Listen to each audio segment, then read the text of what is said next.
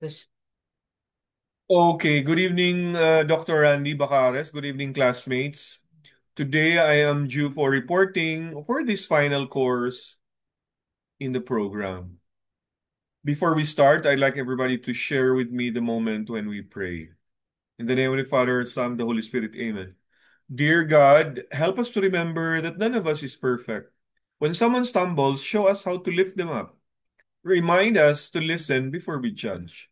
When things get hard, please calm our hearts.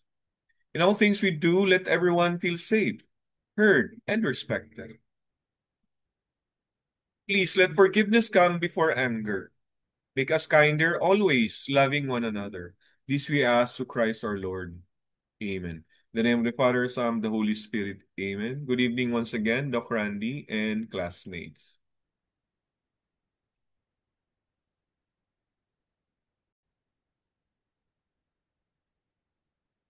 Welcome back. So today we are going to start the activity with a quiz. So dapat ka bang mahalin? Um, To engage the participants, I asked my classmates to answer these questions about this is about my topic for today. So isang estudyante sa isang public school ang nakatayo lang tuwing flag ceremony pero hindi siya kumakanta o sumasaludo sa watawat. Dahil bawal ito sa kanyang relihiyon bilang Jehovah's Witness, ano ang dapat gawin ng paaralan? So, pili kayo dyan sa apat.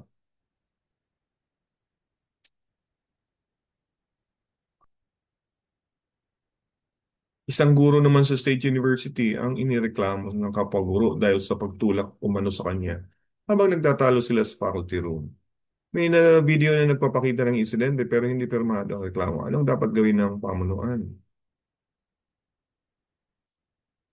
Ang legal officer ng isang DepEd Division Office ay iniulat na niningil ng 500 kapalit ng pagpapabilis sa paglabas ng Form 137 ng mga estudyante.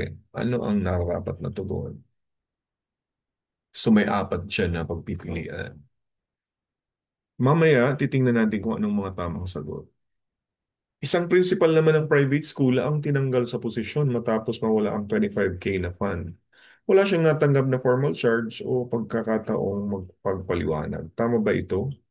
So guess whether there is due process. Isang guro naman sa private school ang iniimbestagahan ng kanyang school admin, ng PRC at ng DepEd kaugnay sa issue ng pamemeke ng transcript of records. Tama ba ang sabayang investigasyon ng tatlong ahensya? Tapos may lumabas na anonymous email na nagsasabi ang isang guro ay may relasyon sa kanyang grade 11 student. Wala pang investigasyon pero sinuspindi na agad ang guro. May due process ba dito? And ang ating next question is, isang public high school teacher ang inareklamo sa ombudsman dahil sa umano'y paniningil para sa passing grades. Pero ayon sa kanya, DepEd lang ang may karapatang humawak sa kaso ko. Tama ba siya? Still in another case, may estudyanteng nagpakita ng video kung saan pinagsisigawan at pinapahiya siya ng guro sa harap ng klase dahil sa maling sagot. Anonymous ang nagpadala ng video. So anong dapat gawin sa principal? Pilian niyo yung apat. Anong dapat gawin ng principal? Next, isang guro sa private school ang pinilit mag-resign matapos siyang tawagin ng admin dahil sa kanyang Facebook post commenting on some school policy. Wala siyang pending case, so ano ang tamang tawag sa sitwasyong ito?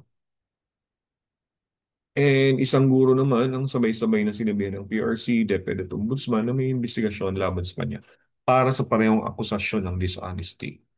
Ano ang dapat gawin?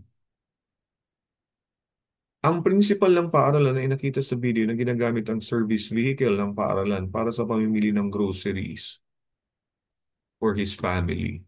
Wala bang formal charge pero siya ay agad tinanggal. Tama ba ito? Still, another student ang nagsabing sinampal siya ng kanyang guro pero walang witness o medical report. Ano ang dapat gawin ng school admin? Inutusan naman ng principal ang guro na bumili ng mga materials gamit ang sariling pera para sa bulletin board. Tumanggi ang guro Tapos pinagbantaan siyang tatanggalin. Legal ba ang banta? And finally, natanggal ang school clerk sa trabaho dahil sa paulit-ulit na pagkakamali sa encoding. Hindi siya nabigyan ng written notice o hearing. Tama ba ang dismissal sa kanya? So those are my questions. Kung sigurado ka ba sa sagot mo, classmate, ma'am, sir, invite you to first listen to my lecture kasi baka may pasabog. Balikan natin to later. After all, hindi sapat ang confidence lang. Dapat may basis, right?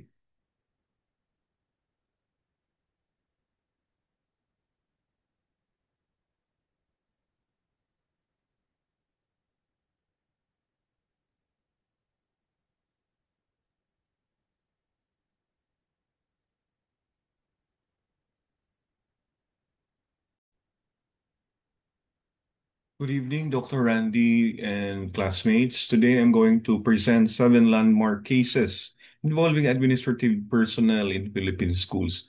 These are the cases in which school officials, teachers, and even students were either penalized or rewarded for their behavior because they violated and or transgressed laws in education, no? Rules and policies in education through the years. So the 7 cases here are in a way watershed cases. What does it mean? These are cases which became standards or benchmarks for other cases that followed. So let me begin with the first one. The first one is titled Faith versus Flag. This was the case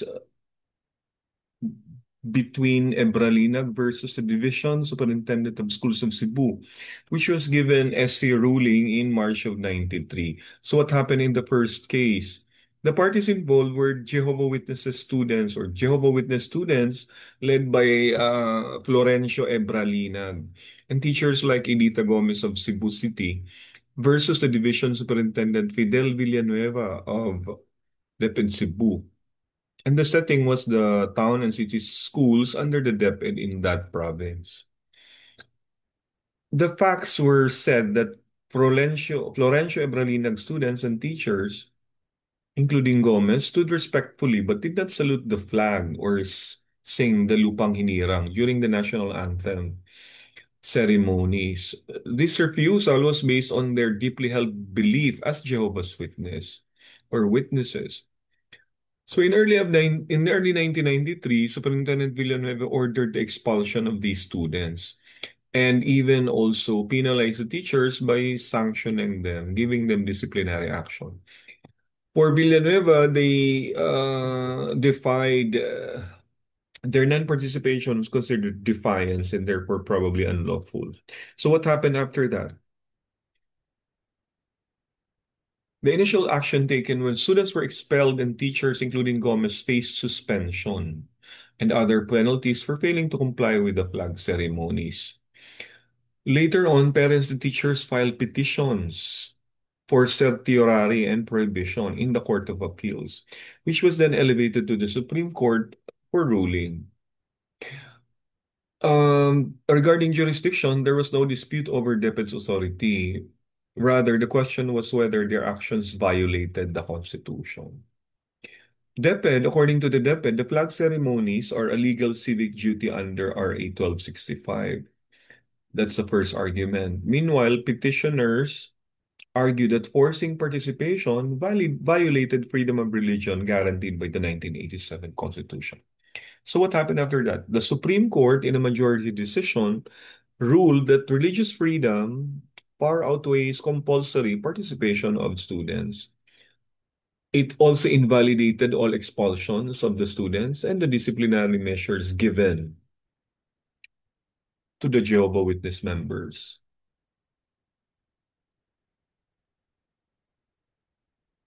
Now, what happened after that? All expelled students were reinstated, meaning na ibalik sila, hindi sila natanggal or na-kick out.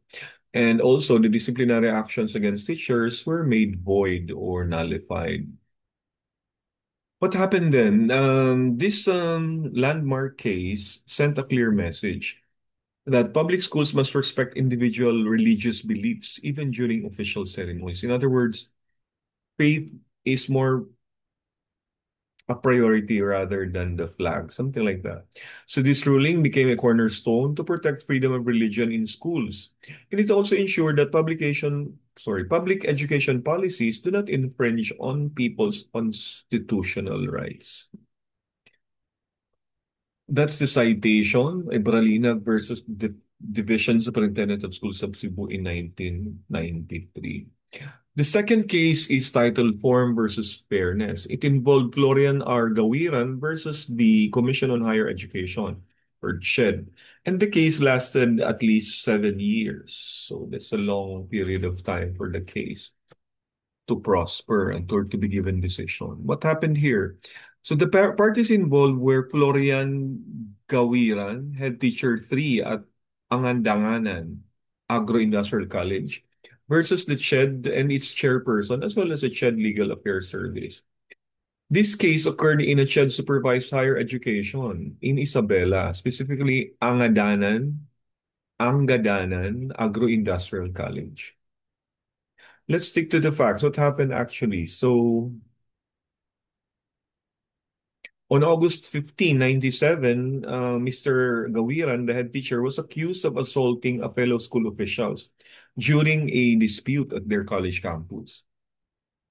It also said that he inflicted physical injury, because of that. Then, therefore, a letter complaint was filed with CHED in 1997 in October, later discovering that the complaint was unsigned and not sworn before a notary. So hindi pirmahan kung sino yung hindi rin siya na-notarize para maging siyang legal document. What happened after that? So the CHED's Legal Affairs Services dismissed the letter complaint for lacking a sworn affidavit. However, the chairperson reviewed the evidence or reversed the dismissals, deciding to pursue administrative charges against Gawiran. Hindi porke walang nagpirma doon, hindi na yun pwedeng ipagpatuloy. Yun ang nangyari. So parents and teachers filed petitions. There was no challenge to CHED's jurisdiction. The central issue was whether the absence of a sworn complaint barred CHED from acting on the allegations. Okay, the CHED argued that formal technical defects should not prevent investigation if there is credible evidence and due process. However, Gawiran contested that the administrative case was void because the complaint lacked necessary legal form. So sabi ng CHED, kahit walang form, hindi ang meaning na pwedeng hindi pagpatuloy. Sabi naman ni Gawiran, wala ngang form kaya hindi pwedeng legal yon. So what happened here? In November of 2004, the SC ruled for CHED. So pinaboran ng korte ang CHED. Sabi ng Korte Suprema, technical flaws do not invalidate the process. Kung na-observe naman yung due process, at tapos meron namang karampatang ebidensya. So ano nangyari dito sa case ni Gawiran?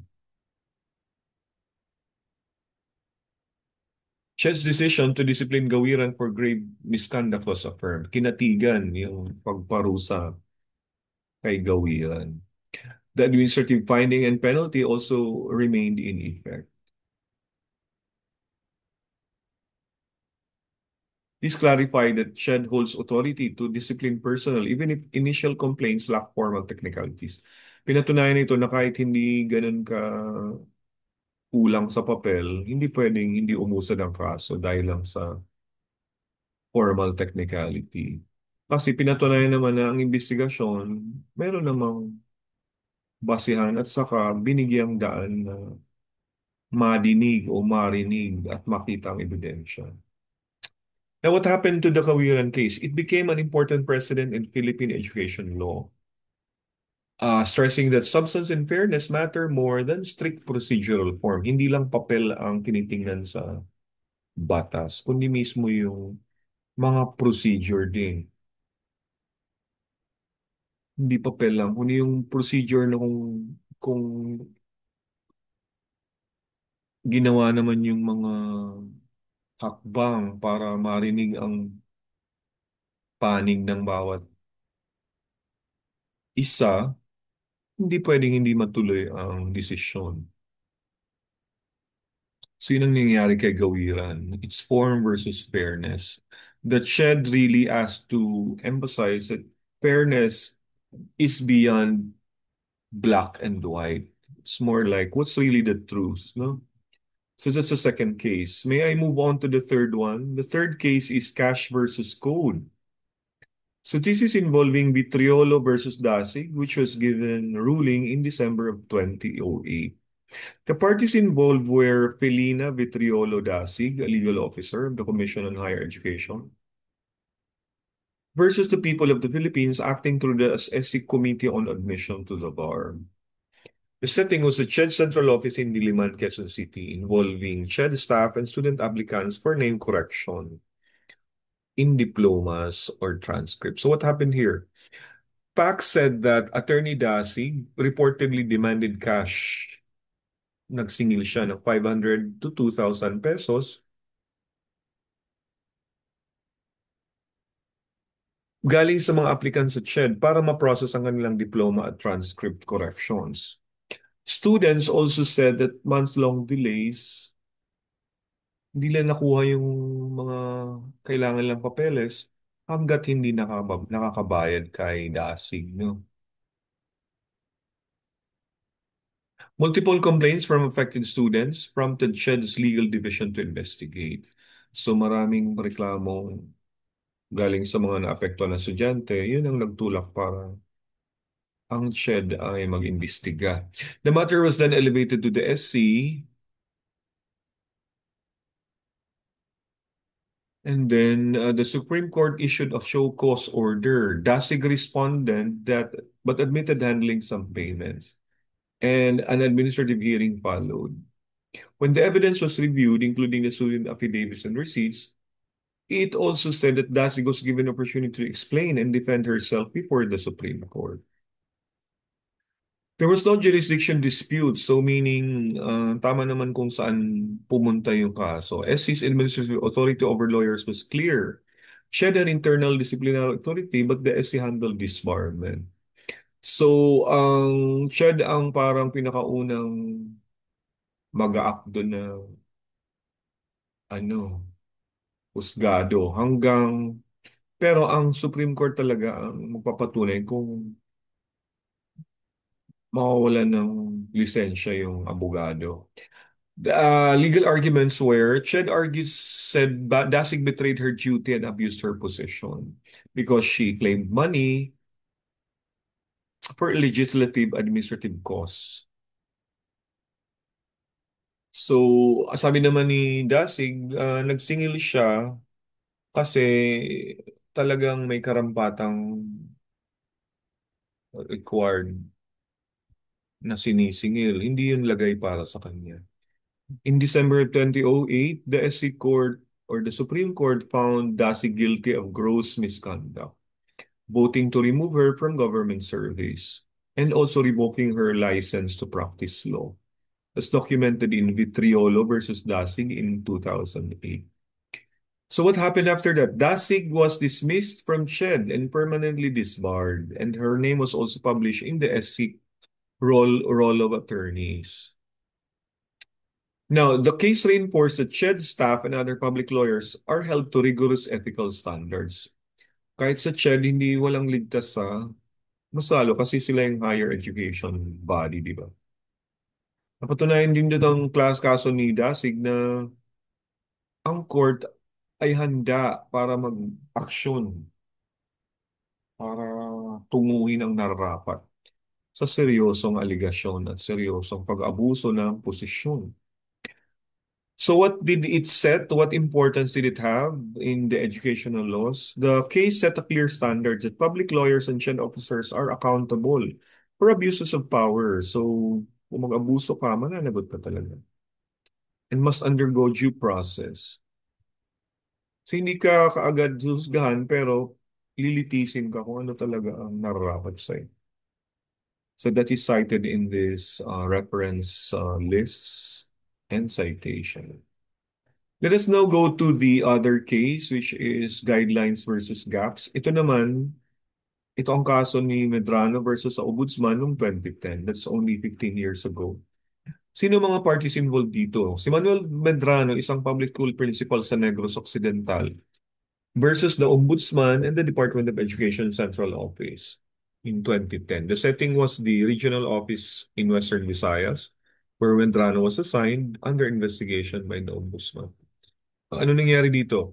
So Medrano was accused of misusing school funds, favoring certain personnel, and even appointed unqualified teachers, which allegedly harmed school operations. So ginamit din ni Medrano ang kanyang poder para manipulahin ang mga sistema sa kanyang school, no? So yun ang nangyaring facts, kaya ito ay nagdulot noong 2009, sinimulan ng ombudsman na imbestigahan ang mga aligasyon laban kay Medrano. And later on, nag-issue ng formal charges sa kanya. First, the ombudsman filed disciplinary charges and recommended suspension. But Medrano, naglaban si Medrano. Sabi ni Medrano, hindi DepEd lang ang DepEd lang ang makapag-decide ng mga cases nila. Kasi ang pinagbasehan niya yung Magna Carta for Public School Teachers or Republic Act 4617. In other words, sabi ni Medrano, wala kayong karapatan na litisin ako or imbestigahan ako kasi ang DepEd lang daw ang pwedeng gumawa nun sa kanya. Later on, nevertheless, yung mga pagdinig sa ombudsman na natuloy yun. But Beltrano petitioned the Supreme Court to block the proceedings. Pinatigil din ni Medrano ang pagdinig sa kanya. Pinetition niya sa Supreme Court. Habang ito'y pending, nagpatuloy ang DepEd na magsagawa ng investigasyon. Pero hindi ito nag-antay ito, kumbaga. Nag-antay ito ng, kumbaga, go signal galing sa ombudsman. Sa jurisdiction naman, ang nangyari dito, the main issue was whether only DepEd could discipline. Sino ba talaga ang may saklaw sa kaso ng Medrano? Ombudsman ba? Pwede rin ba na magsarili silang imbestiga? Sa legal arguments, nandun din na pinatunayan din ni Medrano na ang Magna Carta na ang DepEd lang talaga ang dapat magdisiplina sa kanya. Pero sinabi din ng ombudsman na constitutionally and meron din itong poder under din sa Medrano ng ombudsman.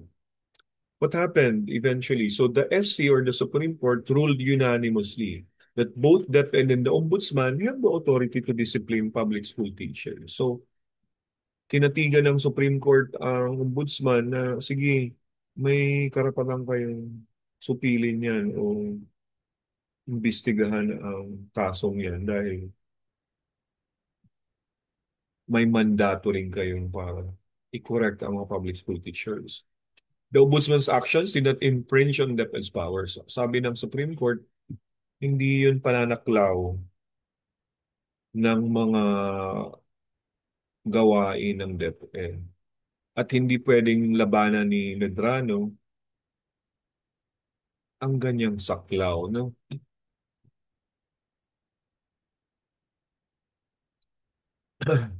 Ano nangyari? So ang si Medrano nanatili pa rin subjected sa mga paratang ng ombudsman. Tapos ang DepEd naman nagpatuloy sa pag-imbestiga sa kanya. Yung petition niya na ipatigil ang ombudsman sa pag-iimbestiga nito, hindi naman kinatigan ng Supreme Court. Ibinasura yun ng Supreme Court. So what happened for this? Sa case ni Medrano, this only affirmed that the ombudsman may act on complaints versus public school teachers without waiting for DepEd. So wala nang legal ambiguity, hindi na malabo, hindi alanganin na kung sino ba talaga. Sa lang mapapadali ang pag-imbestiga kung ang kanya-kanya lang mandato ay magpapatuloy sa pag-imbestiga ng isang kaso. Medrano's case also said that administration of public education is subject to dual accountability. In the first place, kanya-kanyang mandato ang dalawang opisina ito kaya accountable sila sa public kung ano talaga ang nararapat na para makamit ang hustisya. Kung nagkamali talaga si Medrano sa paggamit ng mga pera ng bayan na ibinigay sa kanya sa DepEd, talagang kailangan siyang managot. Excuse me.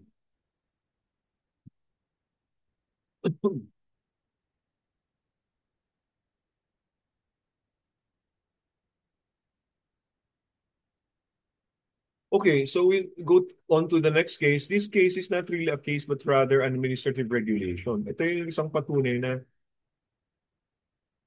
si mismong sa loob ng Department of Education, may nakikita silang mga katiwalaan pero tinatama nila kung paano gawin yan. No? It is happened in 2006. It's titled Accusation versus Action. So kung may mga paratang, ano talaga dapat ang gawin sa mga paratang? Okay, this is the part.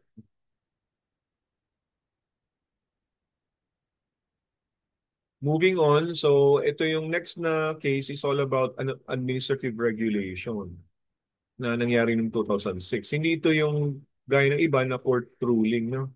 Ito ay isang parang legal policy, no? Uh, na ginagawa ng ina-action na ng DepEd or Department of Education ang mga kung may mga nababiolate ng mga mismong internal ruling nito, no? Sa sarili nitong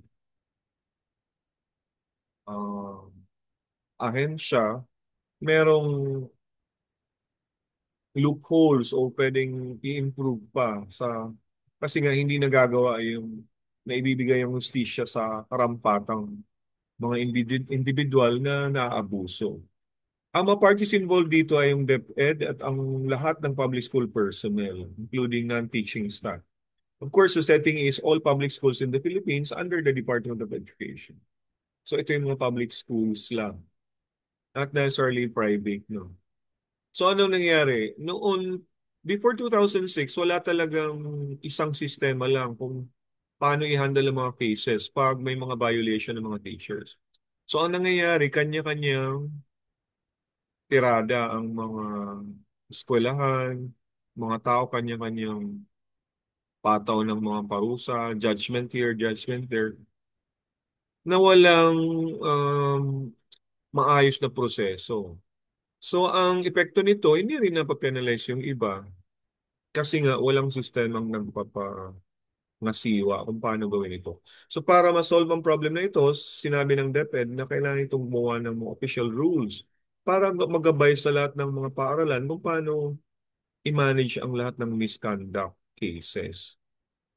So, in 2006, DepEd released Order Number 49, which sets revised rules explaining how to handle administrative cases fairly. Yun ang keywords, fairly. Paano mas patas na malilitis ang mga kaso na sangkot ang mga opisyal, guro, at kahit na ang mga estudyante. So, the DepEd Order 49 series of 2006 describes step-by-step procedures. Ano ba yung gagawin para patawan ng parusa o dinigin ng isang kaso? This include giving the teacher a written complaint, allowing a written response, holding a fair investigation or hearing, making a decision, or explaining how to appeal. Offenses were grouped into grave, less grave, and light. So meron ng mga degree ang mga offenses. Parang lininis kung paano. Ginawan siya ng parang map, road map kung paano hawiin o hawanin ang mga kaso darating sa eskwelahan. So what happened then? Ano nangyari na? So the order also explained which DepEd should handle each case. So nandun sa DepEd Order 49 kung sino ang may jurisdiction sa mga bagay. There was no legal fight, but the order addressed concerns about fairness. Wala namang nag-contest kung sino kasi nga ito isang administrative regulation Pero ang sabi sa DepEd order na patunayan doon or na address doon yung mga paano magkakaroon ng patas na pagdinig ng kaso at pagpataw ng parusa at hustisya sa mga nasasangkot. Ano? Ang klinaro lang dito, kailangan all accused staff must be treated fairly or justly. So yung due process is still the hashtag here. So this is not a court case but an official policy issued by SHED and made effective nationwide. Yun ang kumbaga kung sa ruling, yun ang nanaig, no? Hindi siya court case, kundi official policy na kailangang tuparin sa bawat eskwelahan. So ano nangyari nung maipasa yung DepEd Order 49? Since 2006, since then, that's 19 years ago, at least lahat ng public schools kailangan magsunod na sa patakarang ito kung paano disiplinahin ng mga tao, ang mga staff, ang mga guro. Tapos nakatulong ito para mas maging patas at maging tapat, kumbaga. Walang tinatago ang sistema ng edukasyon sa ating bansa as far as public education is concerned. So, anong impact nito? This order became the main guide for all administrative disciplinary cases in public schools. It also helped protect the rights of both the accused and the complainant. So, mas na paayos yung dahil sa mga black and white na to. It also set the first comprehensive and uniform due process system for public school personnel. So, salamat sa DepEd 49, may parang pinaka-Bible ang mga naglilitis ng kaso. Hindi sila bulag, hindi rin sila kanya-kanyang tirada. Meron silang pinaka-Biblia kung paano hawanin ang mga kaso. Okay, I think this is the second to the last. The dismissal versus due process. This involved the AMA Computer College Incorporated versus Garay, 1998. What are the parties involved here? Who are they? Zenaida Argaray, high school principal at AMA Computer College, Parañaque, versus AMA Computer College, the management and its administrators. Siyempre, sa Parañaque yung nangyari. It's a private non-sectarian school in Parañaque, AMA Computer College. What happened here? So in 1996, that's May, a cashier accidentally left a brown envelope containing 47,000 plus pesos in the CR near Garay's office. The cashier reported that Garay was the only person who entered afterward. Garay denied taking the money and searches turned up nothing. So may nawalang pera, pininalaan si Garay, pina dininay niya naman. Parang hindi niya yung inamin na hindi niya naman talaga siya ang kumuha. So after that, 3 days later, sinuspend agad si Garay. On July 1, 1996, it terminated her employment citing loss of trust. So, tinanggal siya dahil sa hinala na siya ang parang malapit doon sa CR. Tapos siya ang nagkuha. Garay was dismissed without proper hearing. Yun talaga nangyari. So, meron namang sinabing notices na padala and pero walang pagdinig, hindi narinig yung side ni Garay until na mag-decide yung school na tanggalin siya. So in August of 96, Garay filed for illegal dismissal with the labor arbiter. The following month, September 98, no, the following 2 years, after 2 years. So 2 years ang nagugol para madesisyonan yung kaso ni Garay. The labor arbiter said hindi siya guilty, ordering her to be reinstated with 30 months pay and damages. So, yung mismong nawala sa kanyang pagtanggal, kailangan bayaran siya nun. The NLRC upheld the ruling including back wages plus benefits. So, sulit na sulit si Garay kasi parang hindi lang siya na wala ng trabaho. Dahil lang sa maling akala, maling hinala, siya ang napaboran ng Korte Suprema. Actually, labor arbiter sa ano lang naman yun, sa Department of Labor. No jurisdiction dispute kung sino ang hawak ng kaso. The case was handled under labor law because AMA is a private employer. So, Hindi hawak ng DOLE, kundi yung NLRC ang naghahawak sa mga private companies. Ano yung mga arguments? The school claimed that the dismissal was justified kasi nga nawala yung cash, tapos nawala na rin sila ng tiwala kay Garay. Pero sabi naman ni Garay, the action was done without just cause or due process. Hindi man siya dininig ever. So, wala rin siyang patunay na siya talaga ang kumuha ng pera. Yung hinala lang ang parang ginawang basehan ng ama. Okay, ano ang desisyon ng labor arbiter? In 98 September, the NLRC and the labor arbiter, that's 2 years later pa yung NLRC, ruled that this dismissal was illegal. The NLRC found no evidence of Garay's guilt and even condemned the ama's failure to properly hear her. So, pinarusahan yung ama company na hindi siya dininig. Subsequent appeals affirmed the decision. So, marami pang nagpatunay na talagang tamang desisyon. So ano nangyari sa kaso ni Garay? He was ordered reinstated in her position and paid approximately 300,000 in back wages, 100,000 in moral damages, and 50,000 in exemplary damages. At that time, that's a very big money already. That's around 500,000 already. That's half a million. So anong aftermath nito? The Supreme Court affirmed the NLRC's decision. Kinatigan pa ng Supreme Court yung decision ng NLRC. It also affirmed that even private schools must follow due process. Hindi ligtas ang private school sa due process.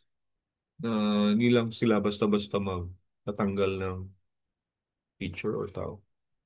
And they should also provide evidence before dismissing erring officials or teachers or administrators. It also said that private educational institutions are subject to labor laws, cannot dismiss staff without proper investigation and fair hearings.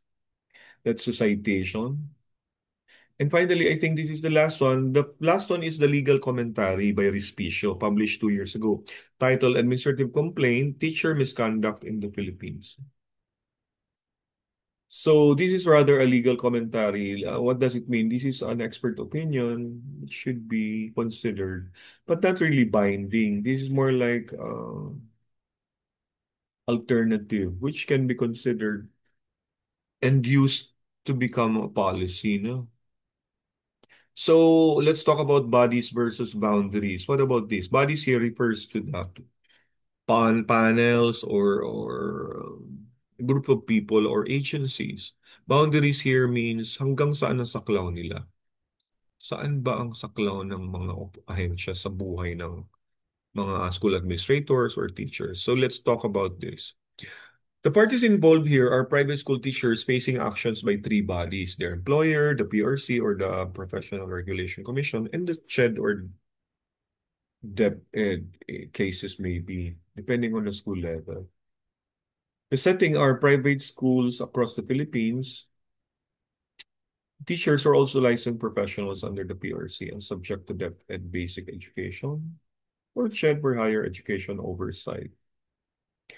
Okay, these are the facts now. Teachers in private schools are sometimes subject to several probes at once. Sabay-sabay ang pag-imbestiga sa kanila. For example, a private school may discipline a teacher for inappropriate conduct while the PRC starts an investigation for professional misconduct, and DepEd or CHED may investigate the same incident under child protection or so ito yung nangyayari. Sabay-sabay. So anong mangyayari dito? The multi-agency action arises when allegations serious enough to involve licensing breaches, ethics, or child protection are made against the teacher, which trigger scrutiny from different authorities. So kung sabay-sabay na mag-spark yung investigation sa talong opisinang ito, may private school administrations may begin their internal hearings, disciplinary hearings. At the same time, the teachers in question may also receive notices from the PRC. While DepEd or CHED may issue notices related to compliance with regulations or safeguarding rules. So, sabay-sabay ng mandato nila na overwhelm yung mga teachers na kinakasuhan. Each body follows its separate procedures. Employers conduct in-house hearings. PRC initiates licensure cases. So yung i-revoke yung license ng teacher kung nagkamali. Yung CHED naman or DepEd, imbestiga rin sila ng kanilang mga mandato. Dito nagkaka-overlapping ay areas ng authority. Private employers, PRC, DepEd or CHED, all have the mandate to act, sometimes for the same incident. So walang problema dito. Lahat sila may kanya-kanyang karapatan para saklawin ang kaso. Kasi nasa mandato nila yan, sa opisina nila yan. It's probably in their citizens charter, no? It's in their mandate. Some argue that multi-agency jurisdiction can cause unfair double punishment. Pero ang sabi naman ng iba, it ensures that misconduct is addressed thoroughly. Mas himay, mas marami, mas himay. Kaya, saka going back to that argument na a while ago, yung accountability ng tatlong opisinang ito or apat na opisinang ito, talagang hindi naman yan nababawasan. It's usually even reinforced by each other's no, ruling or accountability practice. Now, since this is not a court ruling, it is a legal commentary. The analysis by Respicio, published in May 2023, highlights legally valid sabay-sabay na jurisdiction without advocating policy change. Hindi siya kailangang baguhin kasi nga nararapat lang na gawin ng mga opisinang ito ang kanilang investigasyon. Finally, ano mangyayari dito? If found at fault, a teacher might be penalized by the school, fined or suspended in license by the PRC, and sanctioned under DepEd or CHED regulations. Tatlong parusa ang mangyayari sa teacher. Okay, ang impact nito, the commentary warns teachers about the risks and simultaneous discipline. It also encourages clearer coordination on correspondence and handling overlapping jurisdiction to protect fairness. This also underscores the complexity that private teachers face and stresses the need for aligned guidelines. Mas lalong mapapalakas nito ang sistema ng hustisya sa mga nagkakasalang opisyal para mas maiwasan ng marami pang gusot at para mas maging patas din ang pag-treat sa lahat ng tao, sa lahat ng mga ahensya ng gobyerno. These are the references. So with that, I'd like to conclude this report. And later on, I will share also the application. Ano ba yung pwedeng gawin sa mga ito? Paano natin ma-reflect ang sarili natin sa ganitong mga kaso? So, hindi naman, this is even preventive. Paano magbawasan, may iwasan ng ganitong mga uh, pangyayari? After all, we are all teachers. We are all human beings who can be subject to uh, any experience in our teaching life. And these are rather serves as guides for us in order to make this journey worthwhile. With that, I'd like to end this report at the moment. And thank you, sir, and thank you, classmates, for listening.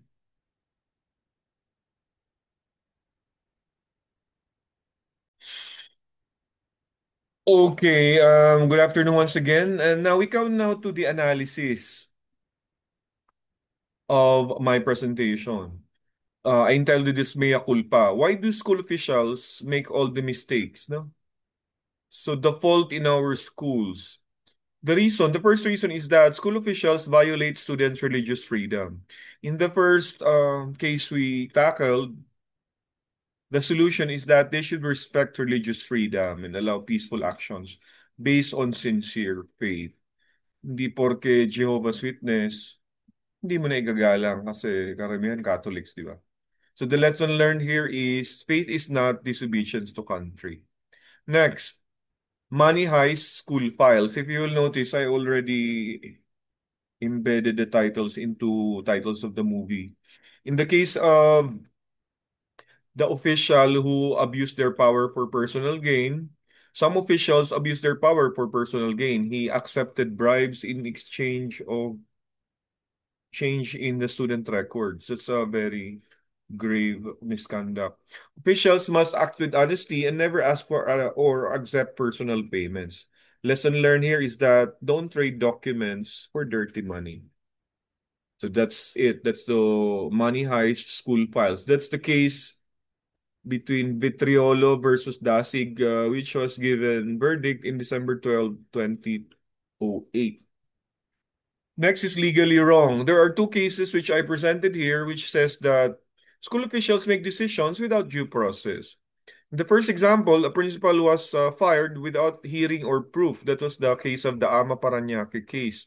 And in another case, a valid complaint is almost ignored because it lacks a signature. That's the second report I gave, which was the Gawiran case. So the solution I prepared here is that officials must follow fair steps, give notice, and decide based on real evidence, not on small technical errors. Therefore, the lesson learned here is justice needs proof, not quick judgment. So, hindi pa dalos-dalos ang pagpataw ng parusa o katarungan sa hustisya sa isang kaso para lang mapadali ito. Next, this is the process. Yeah, this is the dismissal versus due process between AMA Computer College Incorporated versus Garay. It also involves the case between Florian Gawiran versus Ched, which took 7 years to resolve. That's in 97 to 2004. From the movie Breaking Bad, I use the word breaking the code of conduct. No? Now, another reason why school officials commit mistakes is that they fail to follow the correct discipline procedures. Some schools punish staff without following DepEd's official procedure, which causes unfair treatment. They should follow every record required step, written notice, investigation, should be fair, and the right to appeal. The lesson learned here is that there is no shortcut when disciplining short school staff. Okay, Stranger Things breeds stranger rules. Now, another reason why officials commit mistakes is that officials are confused about which agency can act. Dito, nalilito na kung sino ang kanilang susundin. One principal claims that only DepEd can punish him. That's the case of Medrano. While some teachers face overlapping actions from different agencies. In the case of Respicio, nalilito siya kung DepEd ba, PRC, sabay-sabay kasi silang nag-iimbestiga sa kaso.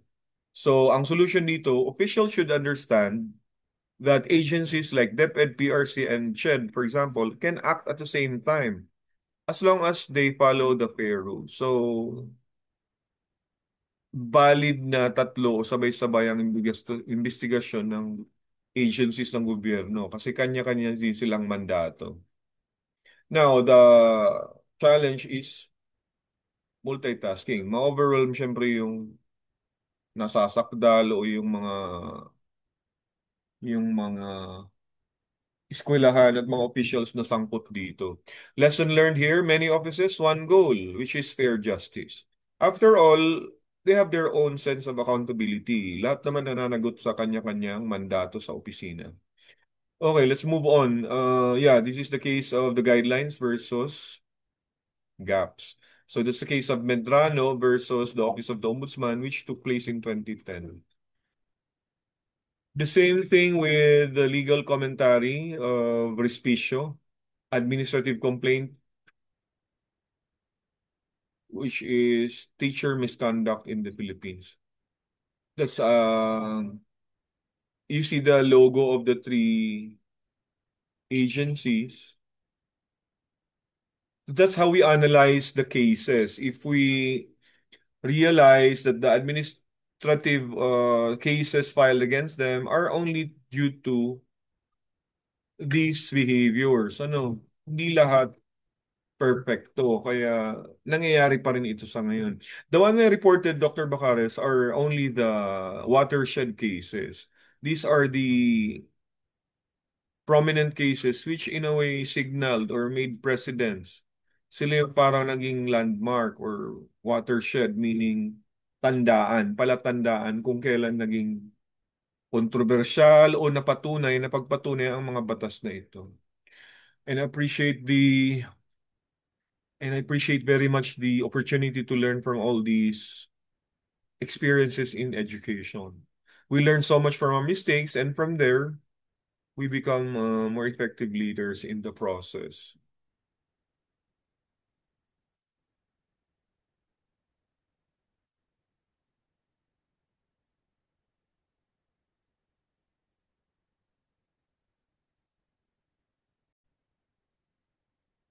Okay, so for this part,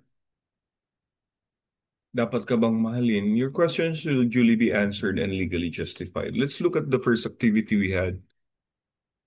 So for the first question, okay, isang estudyante ang isang public school ang nakatayo lang tuwing flag ceremony. Ang sagot dito ay igalang ang paniniwala. Ang karapatang magpahayag ng relihiyon ay ginagarantayan ng konstitusyon.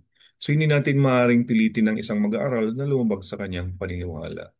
Ito ay base sa 1987 Constitution, Article 3, Section 5. Okay, no law shall prohibit free exercise of religion.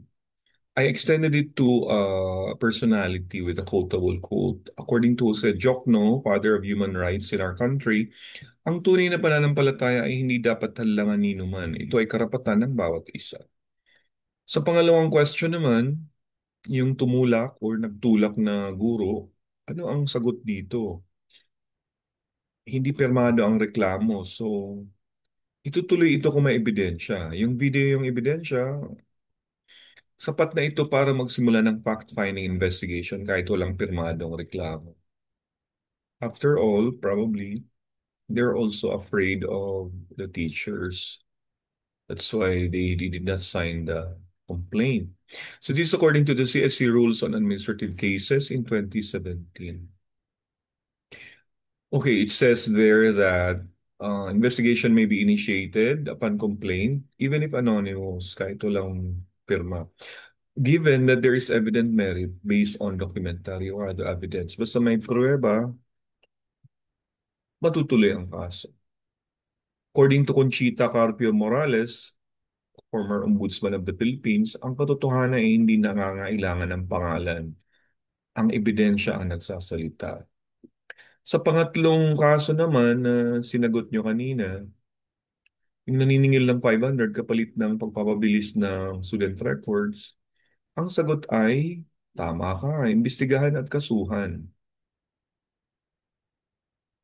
Ang paniningil para sa serbisyo ng gobyerno ay maaaring ituring na graft and corruption, sakop sa RA 3019. Okay, this is the quote from the RA 3019. After all, Jesse Robredo, former DILG secretary, said corruption is the root of poverty and injustice. Yun ang utak ng kawalan ng hustisya at kahirapan, according to Jesse Robredo. For the next question, wala yung 25K na pondo, pero tinanggal siya, kaya pinaghinalaan siya. So tama ba na hindi siya nakapagpaliwanag? Hindi, kailangan ng due process. According to Omnibus Rules implementing Book 5 of Executive Order 292, Rule 14, Section 2, ang isang empleyado may karapatang marinig at sagutin ang akusasyon laban sa kanya bago siya maparusahan. Okay, the Constitution also affirms this, saying that no officer or employee in the civil service shall be removed or suspended except for cause provided by law and after due process. Rule of law is not just a legal principle. Para kay Hilario Davides, Chief Justice dati, it is a moral value. So he stresses the fairness and due process during his tenure in the Supreme Court. Okay, in the next item, which is yung inimbestigahan ng tatlong pisina, PRC, DepEd at School Admin. Ano ba ang tama dito? Sa bayang investigasyon, makatarungan ba? Ang sagot dito ay oo, kasi may kanil-kanila silang mandato. PRC, DepEd at admin ng paaralan, may kanya-kanyang saklaw. PRC, saklaw nito ang lisensya, DepEd, public service, at admin naman sa school policy. According to an administrative code of RA 7836. Kinatigan din ito ng wisdom ng ating fellow Filipino. There is no monopoly of wisdom, sabi nga ni Dilima. Every sector has contribution. Kailangan coordinated at multi-sectoral ang governance. Next is yung anonymous email na lumabas, nagsasabing may relasyon yung teacher sa student. Wala pang investigasyon pero tanggal na yung guro. Siyempre, ang sagot dito ay walang notice. Ang suspension ng walang notice ay naglalabag sa karapatan ng review process. Kung hindi siya na inabisuhan tapos tinanggal siya, hindi yun makatarungan. Base ito sa ang Tibay versus Court of Industrial Relations in 1940. Ang tagal na ng landmark case ng ganito. Hindi lang teacher ito, it's more like company, business. So according to the Supreme Court ruling in ang Tibay, a party must be afforded an opportunity to be heard, dapat marinig, and mailahad ang ebidensya bago masabi. Patawan siya ng parusa. According to Jokno, nagbabalik si Human Rights Father Jokno, karapatan ng bawat taong ipagtanggol ang sarili. Okay, sa analysis naman nating sunod, isang public high school teacher naniningil ng pera para pumasa ang mga estudyante. Pero sabi niya, DepEd lang ang may hawak ng kaso niya. Tama ba siya? Okay, ang sagot dito ay hindi. May power din ng ombudsman na imbestigahan ng anumang opisyal. According to RA 6770, the Ombudsman Act of 1989. Okay, to further the wisdom, after all, public office is a public trust. Lahat ng mga opisina may accountability sa tao. Okay, next idea or next case. May student na nagpakita ng video na pinapaya siya ng guro. Ano ang dapat gawin kahit anonymous ang nagpadala ng video? So, ang sagot dito ay gagamitin ito sa investigasyon. Ito ang pinaka-evidence na gagamitin. Kahit anonymous ito, pwede itong gamitin basehan sa preliminary investigation kung ito ay may sapat na merit. So, si Laila de Lima ulit nagsasabi na justice based on facts, not just faces. So, kung kahit walang mukha dyan, kung may nangyari dyan, may mangyayaring investigasyon according to De Lima kasi she promotes here the impartial investigation regardless of the personalities involved. Next case, which we analyze in the first activity, pinilit ang isang guro na mag-resign matapos siyang tawagin ng admin dahil anti-admin ang kanyang, anti-school policy ang kanyang Facebook post. Wala rin siyang pending case. So, ano ba ang tawag dito? Tawag dito ay constructive dismissal. Kapag pinilit mag-resign sa ilalim ng pressure o banta, constructive dismissal ito at illegal. This was the case of Globe Telecom versus Florendo Flores in 2005. So sa ganitong ruling, it exists when continued employment is rendered impossible, as when there is a demotion in rank or nabawasan ka ng salary. Si Lorenzo Tanyada to the rescue. Freedom is not just the absence of coercion, but the presence of dignity. So kung inubarang ka na ng karapatan mong mag-earn, wala ka na daldong tama, parang tinatrato ka ng hindi ka na tao. So nationally si Lorenzo Tanyada, sinabi niya to kasi napipilitan ang mga tao na mag-resign kasi gusto nilang may dangal pa rin sila. Next, guro naman, sabay-sabay na inimbestigahan ng tatlong opisina. Bumabalik yung dating question kanina. Ano ang dapat gawin para sa parehong akusasyon. Ito ay mag-coordinate ang mga ahensya. So, yung kanya-kanilang mandato, kailangan pag-igiin. Hindi yung... Kasi ang mga ahensya ay dapat mag-ugnayan para maiwasan ng double jeopardy at redundancy. Alam na dapat nila kung anong saklaw ng kanilang inimbestigahan para hindi sila masabing redundant. No? According to the CSC, DepEd, and PRC Joint Circular. So lahat ng tatlong opisinang ito, coordinated dapat ang kanilang mga kilos para hindi nauulit ang mga bagay sa isang kaso. Okay, pag nagkakaisa, kayang-kaya. That's what Jesse Robredo said, which applies to agencies working together to achieve fair outcomes and efficient outcomes for cases. No? Okay, isang teacher naman may video na ginagamit ang vehicle sa school vehicle para sa personal. Wala pang formal charge pero tinanggal na siya. Ano bang tama rito? So hindi dapat siyang matanggal. Dapat may investigasyon pa. Kahit may video na, hindi agad pwedeng tanggalin ng empleyado. Due process pa rin ang kailangan. The basis was Lopez versus Alturas, Group of Companies in 2014. Okay, according to the ruling, in that case, dismissal must comply with the requirements of notice and hearing, even in cases of serious misconduct. Kahit sabihin natin seryoso na, dadaan at dadaran pa rin sa due process. Miriam Defensor Santiago, the president we did not have, so to speak. Sabi niya, walang sino man ang maaring husgahan hanggat hindi naririnig ang kanyang panig. So due process. In fairness and full hearing before punishment. Sinampal lang isang student ng kanyang teacher, pero walang witness o medical report. Anong gagawin ng school admin? Maghahanap ito ng school or ng evidence. Kailangan ang akusasyon hindi sapat na basehan ng aksyon kung walang ebidensya. Naipato ito noong 1995, Guzman versus NLRC, no? According to that ruling, a mere allegation is not equivalent to proof. There must be substantial evidence to support disciplinary action. Kailangan may proof. So Conchita Carpio Morales again tells us, justice must not only be done, it must be seen in order to be done. So pruweba ang kailangan. Proof, proof, pruweba. She emphasized the importance of substantial evidence. Mahalaga ang ebidensya. Okay, inutusan din ng principal ang guro na bumili ng materials gamit ang sarili nitong pera para sa bulletin board. Tumanggi ang guro, so she was threatened na tatanggalin. Legal ba ang banta? Hindi, dahil walang due process. Ang pagbabanta ng dismissal bilang parusa sa pagtanggi sa hindi opisyal na utos ay labag sa due process.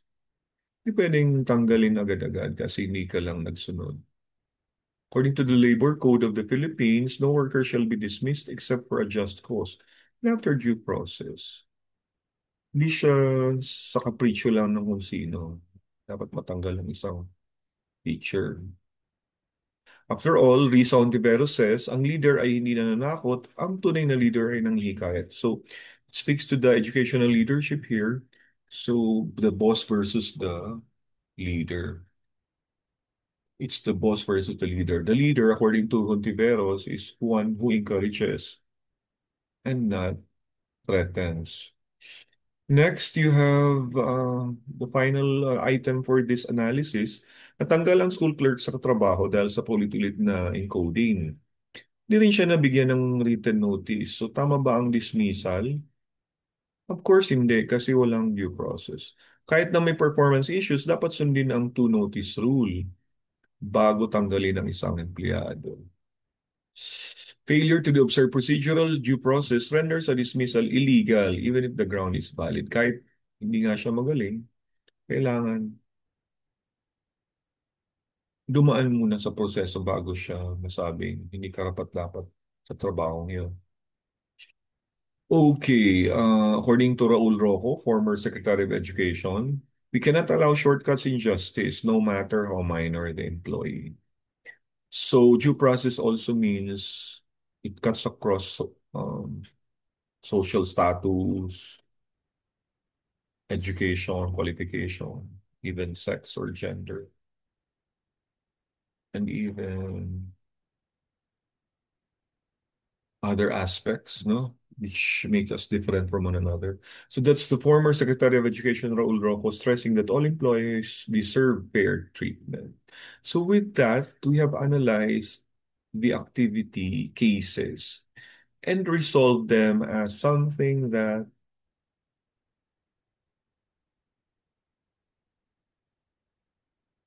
should guide us all as teachers and professionals.